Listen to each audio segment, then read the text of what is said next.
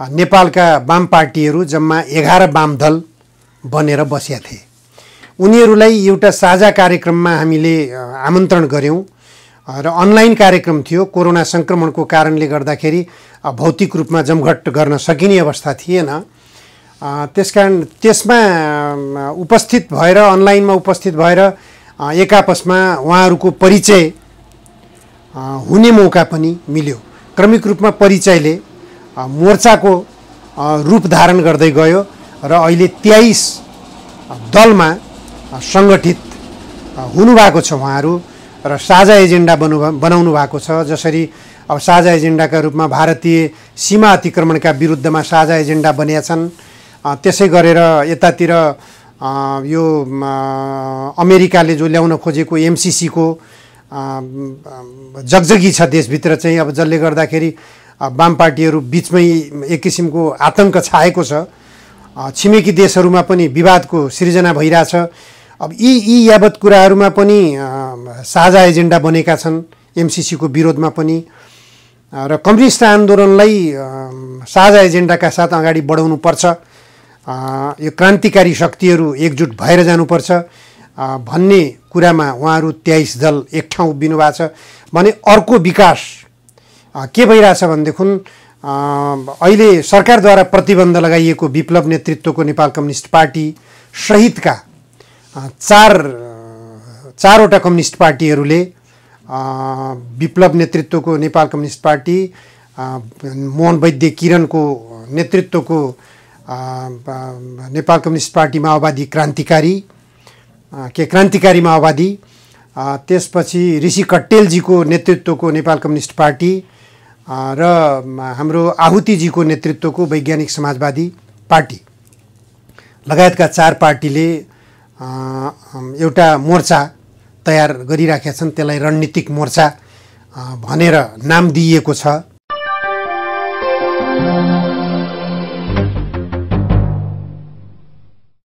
वरिष्ठ पत्रकार तथा मार्क्सवादी एकता अभियानका प्रवक्ता निमकान्त पाण्डे सरलाई हाम्रो डाँफे अनलाइन टेलिभिजनमा स्वागत छ।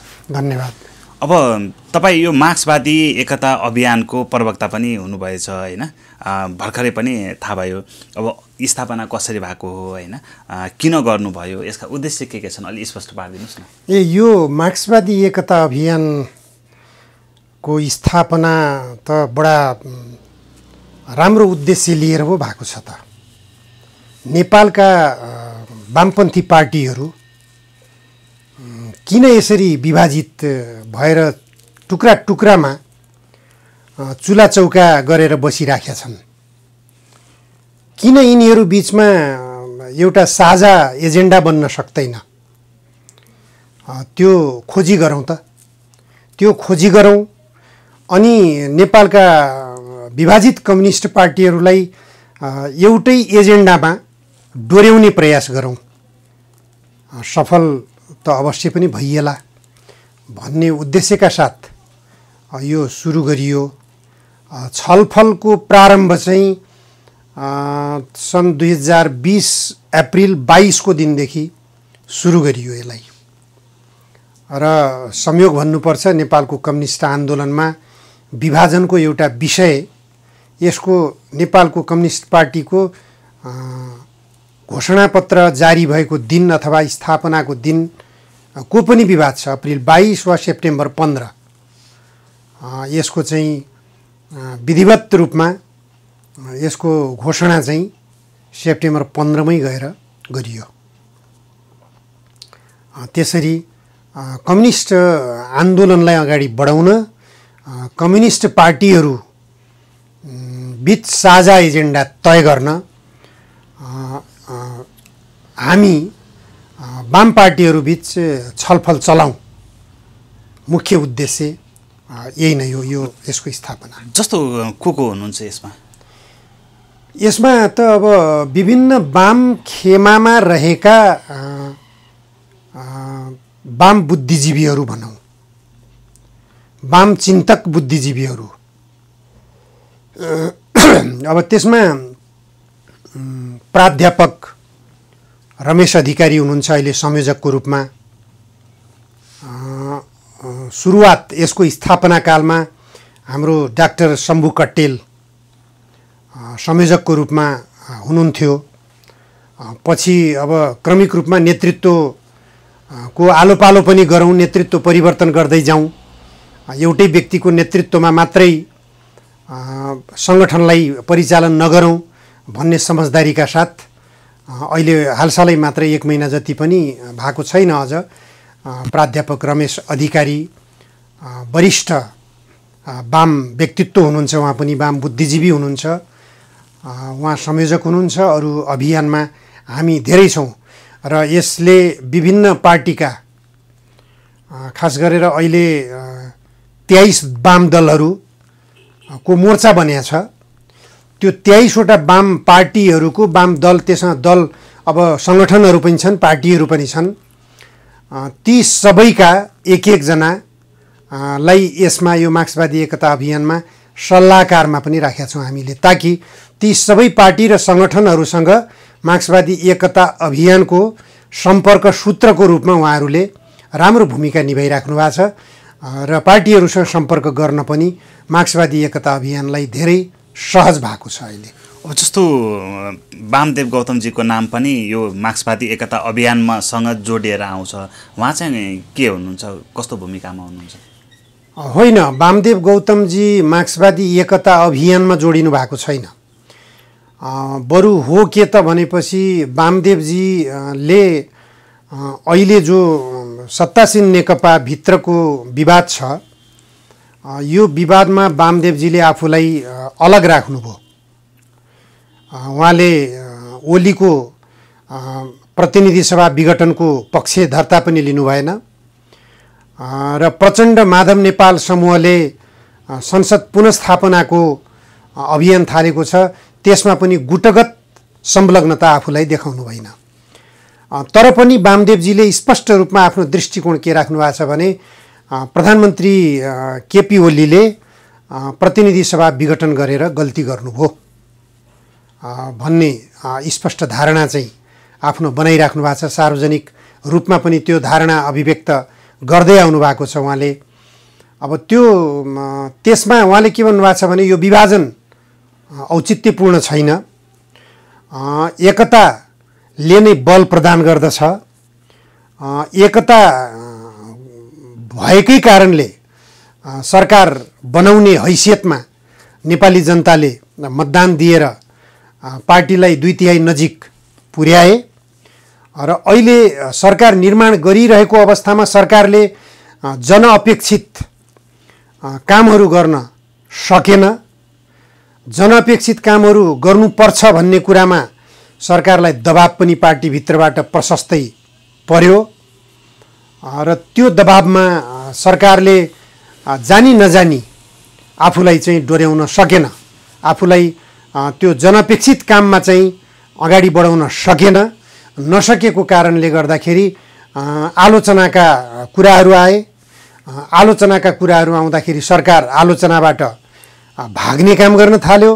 स्वयं प्रधानमन्त्री अथवा सत्तासीन नेकपाका अब 1 नम्बर अध्यक्ष भनेर आफूलाई दाबी गर्दै आउनु भएको, तर सहमतिमा प्रचण्डलाई फेरि कार्यकारी अध्यक्षको जिम्मेवारी दिँदै आउनु भएको केपी ओलीले बैठकहरूमा अनुपस्थिति जनाउँदै आउने, यी यावत कारणहरूले गर्दाखेरि पार्टीबाट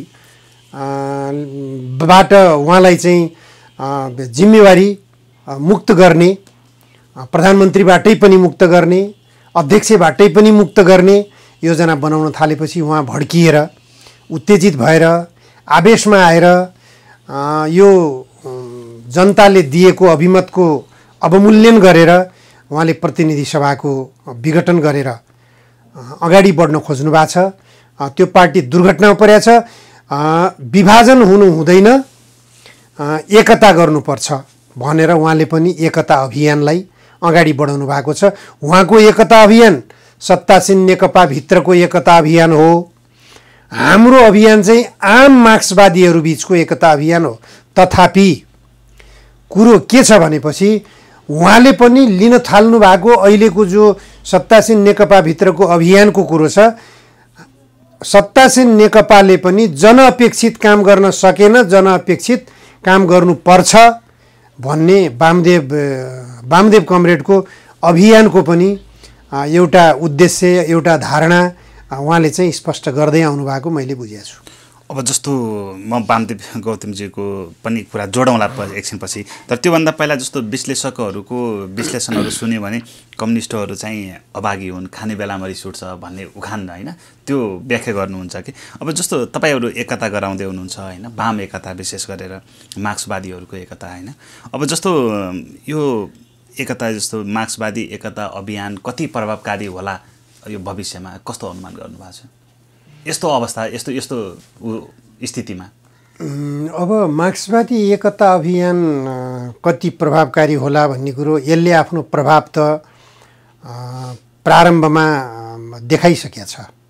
किनभने हामीले यो मार्क्सवादी एकता अभियान को अवधारणा पत्र सार्वजनिक गर्ने बेलामा नेपालका वाम पार्टीहरू जम्मा 11 वाम दल बनेर बसेका थिए। उनीहरूलाई एउटा साझा कार्यक्रममा हामीले आमन्त्रण गऱ्यौँ र अनलाइन कार्यक्रम थियो। कोरोना सङ्क्रमणको कारणले गर्दाखेरि भौतिक रूपमा जमघट गर्न सकिने अवस्था थिएन। त्यसकारण त्यसमा उपस्थित भएर अनलाइनमा उपस्थित भएर एक आपसमा उहाँहरूको परिचय हुने मौका पनि मिल्यो। क्रमिक रूपमा परिचयले मोर्चाको रूप धारण गर्दै गयो र अहिले 23 दलमा सङ्गठित हुनुभएको छ उहाँहरू र साझा एजेन्डा बनाउनु भएको छ। जसरी अब साझा एजेन्डाका रूपमा भारतीय सीमा अतिक्रमणका विरुद्धमा साझा एजेन्डा बनेका छन्, त्यसै गरेर यतातिर यो अमेरिकाले जो ल्याउन खोजेको एमसिसीको जगजगी छ देशभित्र चाहिँ। अब जसले गर्दाखेरि वाम पार्टीहरू बिचमै एक किसिमको आतङ्क छाएको छ। छिमेकी देशहरूमा पनि विवादको सृजना भइरहेछ। अब यी यावत कुराहरूमा पनि साझा एजेन्डा बनेका छन् एमसिसीको विरोधमा पनि, र कम्युनिस्ट आन्दोलनलाई साझा एजेन्डाका साथ अगाडि बढाउनु पर्छ। यो क्रान्तिकारी शक्तिहरू एकजुट भएर जानुपर्छ भन्ने कुरामा उहाँहरू 23 दल एक ठाउँ उभिनु भएको छ भने अर्को विकास के भइरहेछ भनेदेखि अहिले सरकारद्वारा प्रतिबन्ध लगाइएको विप्लव नेतृत्वको नेपाल कम्युनिस्ट पार्टी सहितका चारवटा कम्युनिस्ट पार्टीहरूले विप्लव नेतृत्वको नेपाल कम्युनिस्ट पार्टी, मोहन वैद्य किरणको नेतृत्वको नेपाल कम्युनिस्ट पार्टी माओवादी क्रान्तिकारी माओवादी, त्यसपछि ऋषि कट्टेलजीको नेतृत्वको नेपाल कम्युनिस्ट पार्टी र हाम्रो आहुतिजीको नेतृत्वको वैज्ञानिक समाजवादी पार्टी लगायतका 4 पार्टीले एउटा मोर्चा तयार गरिराखेका छन्। त्यसलाई रणनीतिक मोर्चा भनेर नाम दिइएको छ। तर त्यो रणनीतिक मोर्चाले आउने यही माघको 29 गते आफूलाई सार्वजनिक गर्दैछ। बृहत कार्यक्रमका साथ त्यसलाई सार्वजनिक गर्न गइरहेको छ। त्यसले गर्दा मलाई के लाग्छ भने मार्क्सवादी एकता अभियानले थालेको एउटा साझा अवधारणा बनाएर वाम दलहरू अगाडि बढ भन्ने जो एउटा आग्रह गरेर अगाडि आयो मार्क्सवादी एकता अभियान, यसको आग्रहले जुटाएको जो जमघट हो त्यो जमघटमा एकअर्कामा अन्तर्क्रिया हुँदाखेरि त्यसले एउटा राजनीतिमा तरङ्ग चाहिँ पैदा गरेको जस्तो महसुस गरेका छौँ।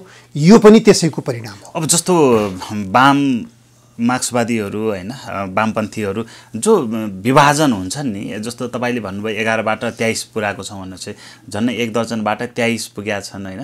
त्यो 23 दर्जनमा विभाजन हुने डर पनि चिन्ता छ कि एउटा जनमानसमा। त्यो वामहरू होइन, यो मार्क्सवादीहरू यसरी किन टुटफुट हुन्छन्? नै, कम्युनिस्ट आन्दोलन भनेको एउटा विचारको आन्दोलन हो। अब यो विचारको आन्दोलन हुँदाहुँदै यहाँ नेपालको परिप्रेक्ष्यमा के दुर्भाग्यपूर्ण के भइरहेछ भने विचारभन्दा भागबण्डाको द्वन्द्व भइरहेछ। भागबण्डामा विचलित भइरहेका छन् नेपालका कम्युनिस्ट नेताहरू र नेताहरूमा आइरहेको यो भागबण्डाको विचलनले गर्दाखेरि कार्यकर्ताहरूमा पनि त्यो चरित्रको विकास भइरहेछ। अब त्यसको प्रभाव आम जनमानसमा पर्नु स्वाभाविक हो। अब त्यो होइन, मार्क्सवाद के हो भन्ने कुरालाई बुझ्ने कुरातिर जाने हो भने, मार्क्सवादको व्याख्यातिर जाने हो भने सबैका एउटै आउँछन्, सबैले एउटै दृष्टिकोण राख्छन्। तर जब त्यही अब नेतृत्वको कुरा आउँछ, मैले भागबण्डासँग जोडेँ त्यसलाई, नेतृत्व गर्ने बेला आउँछ, नेतृत्व गर्ने बेलामा विचारमा पनि अलिकति सानातिना मतभेदहरू देखाउन थालिन्छन्। तर एउटा सबैले बुझ्नुपर्ने कुरा के हो त भनेपछि नेपालको जनता, बहुसङ्ख्यक जनता कम्युनिस्ट आन्दोलनको पक्षमा छ। नेपालका बहुसङ्ख्यक जनताले कम्युनिस्ट भन्दा बित्तिकै के बुझेका छन् त्यो कुरो नेपालका वामपन्थी दलका नेताहरूले बुझ्नु पर्यो, कम्युनिस्ट नेताहरूले बुझ्नु पर्यो। त्यो बुझ्न सकिरहेका छैनन्। आफू अनुकूलका व्याख्या गरेका छन्। अहिले जस्तो उदाहरणकै लागि लिनुहोस्, सत्तासीन नेकपामा प्रधानमन्त्री केपी ओलीले पनि आफूलाई कम्युनिस्ट भनिराख्नु भएको छ। के कम्युनिस्ट आचरण अनुकूल उहाँले केही काम गर्नु भएको छैन नि त। अनि यता प्रचण्ड माधवले पनि आफूलाई कम्युनिस्ट पार्टी नै भनिराख्नु भएको छ। उहाँहरूले कम्युनिस्ट आचरण अनुकूलको काम गर्नु भएको छ त छैन नि। कम्युनिस्ट आचरण अनुकूलको काम गरेर यदि पार्टी अगाडि गइदिएको भए, पार्टीले सरकार निर्माण गरिरहेको अवस्थामा सरकारले कम्युनिस्ट आचरणलाई, कम्युनिस्टका एजेन्डाहरूलाई अथवा जनताको भावनालाई भन्नुहोस् न, जनताले तिमी कम्युनिस्ट नेता हौ भनेर स्वीकार गरेर मत दिएका छन्।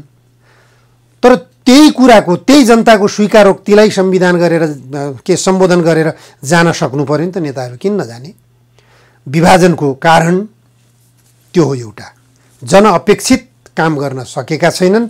जनअपेक्षित काम गर्दा बित्तिकै मार्क्सवादको दृष्टिकोण आउँछ। जस्तो विभाजनकै कुराहरू जोडौँ। विभाजनको कुरासँग नेकपा विभाजनको मुख्य नायक चाहिँ वामदेव गौतम भनेर जो बाहिर टिप्पणीहरू भइरहेको छ नि, यो कुरामा चाहिँ तपाईँ कति सहमत हुनुहुन्छ? म सहमत छैन त्यसमा। वामदेवजीले त प्रारम्भदेखि नै पार्टीलाई एकजुट गराउने, दुई पार्टीलाई एकजुट गराउने भूमिकामै वामदेवजी अग्रपङ्क्तिमा हुनुहुन्छ। अझ म जोड दिएर भन्न के चाहन्छु भने नेपालका कम्युनिस्ट पार्टीका नेताहरू जतिजना अहिलेसम्म प्रधानमन्त्री बन्नुभयो, मैले मनमोहनजीको नाम चाहिँ लिन्न है यसमा, मनमोहनजीलाई बाहिर राख्छु। मनमोहनजीलाई प्रधानमन्त्री बनाउने बेलामा वामदेवजीको कति भूमिका रह्यो त्यो वामदेवजीलाई जानकारी होला अथवा अरूलाई जानकारी होला, म त्यति नजिक भइन। त्यसपछि प्रचण्डजीलाई प्रधानमन्त्री बनाउने बेलामा वामदेवजी गृहमन्त्री हुनुहुन्थ्यो। त्यो बेला प्रचण्डजीलाई प्रधानमन्त्री बनाउने बेलामा वामदेवजीको महत्त्वपूर्ण भूमिका छ। प्रचण्डजीपछि माधवजी प्रधानमन्त्री बन्नुभयो। माधवजीलाई प्रधानमन्त्री बनाउने बेलामा पनि वामदेवजीको भूमिका महत्त्वपूर्ण छ। त्यसपछि केपी ओली बाबुरामजी प्रधानमन्त्री बन्नुभयो। बाबुरामजीलाई प्रधानमन्त्री बनाउने बेलामा बरु वामदेवजीको त्यति भूमिका रहन पाएन, किनभने बाबुरामजीको अलि बेग्लै परिस्थितिमा उहाँहरूको पार्टीभित्रकै आन्तरिक गुटबन्दीले गर्दाखेरि सृजना भएको र बाबुरामजीको प्रधानमन्त्री बन्ने अवसर प्राप्त भएको अवस्था थियो। त्यसपछिका केपी ओली पहिलोपटक प्रधानमन्त्री बन्ने बेलामा वामदेवजीको भूमिका नै महत्त्वपूर्ण छ। त्यसले गर्दा वामदेवजीकै कारणबाट, वामदेवजीकै भूमिकाबाट सबैजना प्रधानमन्त्री बनेका छन् नेपालका कम्युनिस्ट नेताहरू। झलनाथजीलाई प्रधानमन्त्री बनाउने बेला त झन् वामदेवजीको अद्वितीय भूमिका छ। पछिल्लो पटक जो केपी ओलीजी प्रधानमन्त्री बन्नुभयो, अब यसमा त म के स्पष्ट पार्न चाहन्छु भने मैले बुझेको कुरा, भलै म त्यति बेला वामदेव कमरेडसँग राजनीतिक रूपमा नजिक भइन, यो सत्तासीन नेकपाको राजनीतिक अभियानसँग अथवा यो यिनीहरूको एकतासँग पनि म नजिक भइन, अभियानमा गइन म। तथापि वामदेवजीको योगदान पार्टी एकीकरणको लागि अत्यधिक रह्यो। पार्टी एकीकरण नभएको भए सरकार निर्माण गर्ने हैसियतमा त्यो पार्टी पुग्ने पनि थिएन। गठबन्धन दल बनाएरै, चुनावी गठबन्धन बनाएरै यिनीहरूले बहुमत प्राप्त गरे। त्यो बहुमत प्राप्त गरिसकेपछि संसदीय दलको नेता केपी ओलीलाई बनाउनमा वामदेवजीको भूमिका कति रह्यो भन्ने कुरा आफ्नो छातीमा राम्रोसँग हात राखेर गम्भीर भएर आँखा बन्द गरेर केपी ओलीले सोच्नुस्, आफै छर्लङ्ग हुन्छ। संसदीय दलको नेता कसले बनायो उहाँलाई? संसदीय दलको नेता नबनेको भए प्रधानमन्त्री बन्ने अवसर कसरी प्राप्त हुन्थ्यो केपी ओलीलाई? त्यसले गर्दा वामदेवजीले विभाजन होइन, सबैलाई प्रधानमन्त्री बनाउनु भयो। तर दुर्भाग्य के छ भने बर्दियाको चुनावमा वामदेवजीलाई नै निर्वाचनमा पराजित गराउन त्यही पार्टीभित्रका नेताहरूको महत्त्वपूर्ण भूमिका पनि रह्यो। अब त्यसमा के वामदेव कमरेडका पनि कमजोरी भयो होलान्, उहाँले आफ्नो विरुद्धमा भएका गतिविधिलाई बुझ्न सक्नुभएन होला, आफ्नो प्रचार अभियानको टोली अलिकति भरोसायोग्य टोली पनि उहाँले बनाउन सक्नुभएन होला। तिनी आफ्ना कमजोरी उहाँका पनि होलान्। तर उहाँलाई हराउन किन प्रयास गरियो त भनेदेखि सबै उतैतिरका फेरि ती जो प्रधानमन्त्री बनिसकेका नेताहरू थिए उनीहरूले नै अब तपाईँ प्रधानमन्त्री भनेर वामदेवजीलाई प्रस्ताव गरे। अब वामदेवजीले अब आउने चुनावपछि चाहिँ यो चुनावपछि मै हो प्रधानमन्त्री भनेर वामदेवजीले आफ्नो प्रचार पनि गर्नुभयो। त्यो प्रचार गरेपछि उहाँलाई हराउने अभियानको सुरुवात भएको। त्यसले गर्दा वामदेवजी एकताको सूत्रधार, पार्टी एकताको सूत्रधार थियो।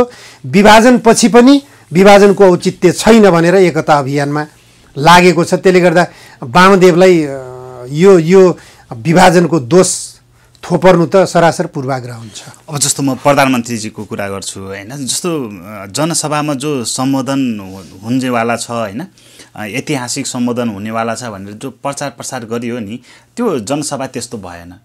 त्यो होइन, त्यो प्रचार प्रसार त मलाई के लाग्छ भनेपछि बहुसङ्ख्यक जनताको उपस्थिति होस् भन्ने उद्देश्यका साथ त्यस्तो खालको प्रचार गरिएको थियो। एउटा आकर्षण, उपस्थितिको आकर्षण। अब एकजना अहिले बहालवाला मन्त्री हुनुहुन्छ, उहाँले नै अब नामै लिउँ, कृष्णगोपाल श्रेष्ठजीले प्रष्ट शब्दमा उहाँले भन्नुभएको छ, एउटा तपाईँहरूले अहिलेसम्म सुन्दै नसुन्नु भएको गोप्य कुरा प्रधानमन्त्रीजीले त्यस दिन 23 गतेको दिन नारायणहिटी दरबारको ढोकाबाट घोषणा गर्नुहुनेवाला छ। त्यसअघि तपाईँहरूले कहिले सुन्नु भएको छैन, त्यसपछि सबैले सुन्न पाउनुहुनेछ भनेर उद्घोषण गर्नुभएको थियो। के रहेछ त केपी ओलीले बोल्ने कुरो, घोषणा गर्ने कुरो भन्ने उत्सुकता पनि त्यो उपस्थितिको एउटा कारण बनोस् भन्ने उहाँहरूको चाहना थियो। अर्को कुरो, राजावादीहरूको भावना उहाँले प्रशस्त जित्नुभयो।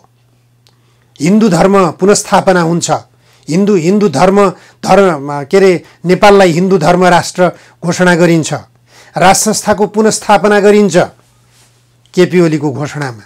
यो प्रचारले पनि व्यापकता पायो।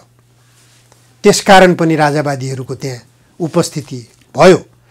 त्यति मात्रै भएन, अब तराईबाट देखिएको थियो, आप कहाँ से आए? बिहार से। हामीले त यहाँ देख्दाखेरि त हाम्रा तराई, नेपालको तराईका जनता भन्ने मात्रै सोच्यौँ। अब एउटै खालको उनीहरूको अनुहार देखिने भए हुनाले पनि हामीले तराईवासीहरू सोच्नु स्वाभाविक हो। सिमाना खुला छ, सिमाना खुला छ, 1-2 हजार रुपियाँ दैनिक रूपमा ज्याला पाएपछि उनीहरू जुलुसमा सहभागी हुन ज्याला मिल्छ भनेपछि जहाँ पनि पुग्ने भए उनीहरू त्यो ज्यालाको प्रलोभनमा देखिएकै छ। अब मिडियाले सार्वजनिक गरेकै देखियो, आप कहाँ से आए हैं? बिहार से। आप कहाँ से आए? मोतिहारी से। ती कतिपय पात्रहरू त्यस्ता देखिए पनि। अब तपाईले अब देख्नुभयो होला, मैले त सुनेको कुरा हो, म त्यहाँ प्रत्यक्ष रूपमा देख्न त गइनँ। तर प्रधानमन्त्री केपी ओलीले भाषण गर्दा गर्दै उहाँले मैले राज संस्था पुनस्थापनाको घोषणा गर्छ भनेर पनि बाहिर हल्ला पिटिएको छ। मैले घोषणा गर्छु? यत्रो लामो अवधिसम्म म राज संस्था विरुद्धमा लडेर आएको मान्छेले राज संस्था पुनस्थापनाको घोषणा गर्छु भनेर उहाँ बोल्ने बेलामा राजावादीहरू भटाभट उठेर हिँडे। दर्शक दीर्घामा बसेका राजावादीहरू उठेर हिँडेको देखियो नै, त्यो पनि मिडियामा देखिएको कुरा हो। त्यसले गर्दा त्यहाँ उपस्थिति जुन प्रचारित उपस्थिति जुन व्यवस्था गरिएको थियो यस्तो उपस्थिति होला भनेर उहाँहरूले अपेक्षा गरे अनुसारको उपस्थिति पनि हुन सकेन र जति उपस्थिति भयो त्यो पनि विशेष केही घोषणा हुँदैछ भन्ने आशा र विश्वासका साथ भयो। तर अहिलेको नेपालको कम्युनिस्ट आन्दोलनबाट निर्माण भएको अहिलेको सरकारले केही नेपालका जनतालाई कम्युनिस्ट आन्दोलनले दिनुपर्ने केही चमत्कारै केही दिँदैछ भन्ने आशा गरेर विश्वास गरेर त्यहाँ सुन्नको लागि चाहिँ जनता गएका छैनन्। जनता धेरै निराश छन्। तर केपी ओलीले त्यो निराशालाई चिर्न सक्ने अझै पनि उहाँसँग अवसरहरू छ, नभएको होइन। उहाँले गर्न सक्नुहुन्छ, हिम्मतका साथ गर्न सक्नुहुन्छ। उहाँले गर्न नपाएको के हुन सक्छ? म त एकदम उहाँलाई सुझावको रूपमा दिन्छु। अहिले तपाईँको मिडिया मार्फत, डाँफे टिभी मार्फत म उहाँलाई सुझावको रूपमा के दिन चाहन्छु भनेदेखि आँखा बन्द गरेर सबभन्दा पहिले संविधानले नै तपाईँलाई नदिएको अधिकार प्रयोग गरेर राजनीतिक दलमाथि प्रतिबन्ध लगाउनु भएको छ, त्यो प्रतिबन्ध फुकुवा गर्नुहोस्। विप्लव नेतृत्वको नेकपा राजनीतिक पार्टी हो, त्यो राजनीतिक पार्टीलाई तपाईँले प्रतिबन्ध लगाउने संविधानको कुन धाराले अधिकार दिएको छ त्यो धारा तपाईँले सम्बोधन गर्न सक्नुहुन्छ? सक्नुहुन्न। संविधानले कुनै पनि राजनीतिक दलहरूलाई प्रतिबन्ध लगाउन पाइने छैन भनेर स्पष्ट लेखेको छ तपाईँले। तर प्रतिबन्ध लगाएर तपाईँले कतै गोली हानेर मारिराख्नु भएको छ, कतै झोला बोकेर हिँडेका नेता कार्यकर्तालाई पक्रेर जेलमा हालिराख्नु भएको छ। सर्वोच्च अदालतले रिहाईको आदेश दिन्छ, तपाईँले पक्रेर सर्वोच्च अदालतकै परिसरबाट प्रहरीद्वारा घिसार्दै गाडीमा चेप्नुहुन्छ। यो तपाईँको लोकतान्त्रिक पद्धति भएको मुलुकमा सुहाउँछ? सुहाउँदैन। तपाईँ कम्युनिस्ट आन्दोलनबाट आएको व्यक्तित्वले नेतृत्व गरेको सरकारबाट यस्ता कामहरू गर्न सुहाउँछ? सुहाउँदैन। त्यसले गर्दा यस्ता कामहरूलाई रोक्नुहोस्। नेपालको संविधानले निर्दिष्ट गरेको समाजवादको गन्तव्य समात्नुहोस्। विप्लवले के नारा ल्याएको छ? वैज्ञानिक समाजवादको नारा ल्याएको छ।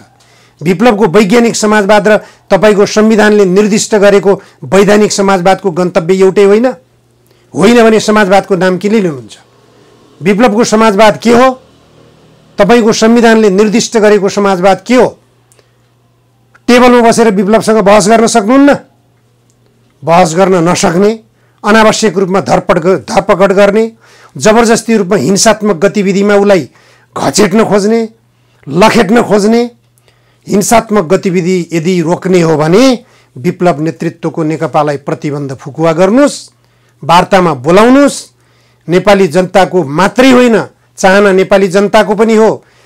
नेपाली जनताले धेरै जनताको रगत बगिसकेको छ। त्यो रगत बगाएर प्राप्त गरेको यो संविधान भन्नुहुन्छ तपाईँहरू, यो संविधानले निर्दिष्ट गरेको वैज्ञानिक समाजवादको गन्तव्यलाई समात्नुहोस्।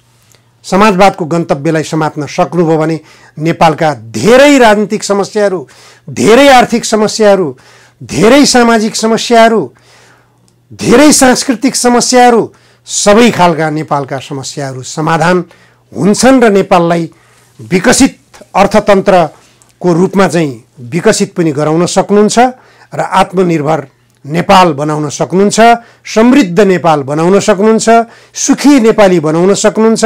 होइन भने तपाईँको गन्तव्य फाँसीवाद उन्मुख छ। अदालतले रिहाई गर्दै अदालत भित्रैबाट तपाईँले पक्रेर ल्याउनुहुन्छ भने तपाईँको गन्तव्य फाँसीवादै हो। प्रधानमन्त्रीकै कुरा अगाडि जोडौँ होइन, उहाँले जस्तो सैनिकहरूसँग आर्मीहरूसँगको भेटघाटमा राष्ट्रिय एकताको कुरा गरेको सुनियो होइन।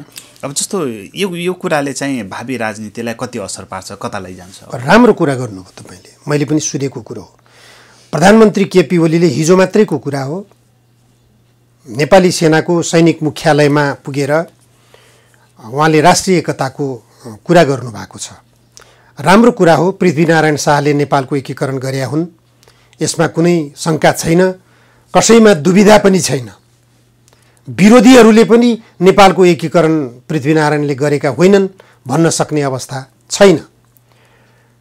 तर नेपाललाई एकीकरण गरे पृथ्वीनारायण शाहले, त्यो नेपाललाई बचाउनको निम्ति अहिले सरकारको नेतृत्व गरिरहेका केपी ओलीले बहुमत 2/3 बहुमतको नजिकको पुगेको आफ्नै पार्टीलाई विभाजन गरेर एकताको सन्देश दिन खोज्नु भएको छ। एकातिर पार्टी विभाजनको आधार खोल्ने, पूर्वाधार निर्माण गर्ने, पार्टी एकताको पूर्वाधार होइन, उहाँले पार्टी विभाजनको पूर्वाधार खडा गरिदिनु भयो। अहिले हेर्नुस्, सबै संवैधानिक निकायहरूमा अराजक ढङ्गले, असंवैधानिक ढङ्गले जताततै नियुक्तिहरू गरिराख्नु भएको छ। यो के भइरहेछ देशमा? यो एकताको सन्देश हो? यस्तै तरिकाले हुन्छ एकता? उहाँले गरिरहेको काममा सबै नेपालका राजनीतिक पार्टीहरूले विरोध गरिरहेका छन्। यही हुन्छ एकताको सन्देश? यसरी नै हुन्छ एकता? सबै राजनीतिक पार्टीहरूलाई सडकमा पुर्याइदिने अनि त्यही सडकबाट चुनौती दिँदै आफूले पनि अझ प्रदर्शन गर्न खोज्ने संसारका कुनै देशमा देख्नु भएको छ सरकारले सडकबाट प्रदर्शन गरे? तर हाम्रो नेपालमा लाजै नमानेर प्रधानमन्त्री केपी ओलीले सडकमा प्रदर्शन गरिराख्नु भएको छ। प्रतिपक्षीले सदनमा बोल्थ्यो, त्यो भङ्ग गरिदिनु भयो। अब सबै राजनीतिक पार्टीहरूले सडक प्रयोग गर्न खोजेका थिए, कमसेकम त्यो सडकमा अरू पार्टीहरू जाँदाखेरि धरपकड गरिदिनुहुन्छ। आफ्नो उपस्थिति जबरजस्त छ भनेर देखाउन खोज्नुहुन्छ। यही हो एकताको सन्देश? सैनिक मुख्यालयमा बोलेर एकता हुँदैन, काम गरेर एकता हो। बोलाउनुहोस् न राजनीतिक दलहरूको गोलमेज सम्मेलन, विप्लव समेतलाई बोलाउनुहोस्, राजावादीहरूलाई समेत बोलाउनुहोस्, राजालाई समेत बोलाउनुहोस्। आउँछन् अहिले त राजा पनि, पूर्व राजा भनौँ अहिले, उनी पनि आउँछन्। को आउँदैनन्? राजनीतिक सम्मेलन बोलाउनुहोस्। समस्या समाधानको बाटो के हो? समस्या समाधानको बाटो खोज्नुहोस्। एकताको सन्देश त्यहाँबाट दिन सकिन्छ। सैनिक मुख्यालयमा गएर बोलेर मात्रै एकताको सन्देश, एकता हुँदैन। विचारको लागि निमकान्त पाण्डे सरलाई धेरै धेरै धन्यवाद। मेरो पनि धन्यवाद छ तपाईलाई।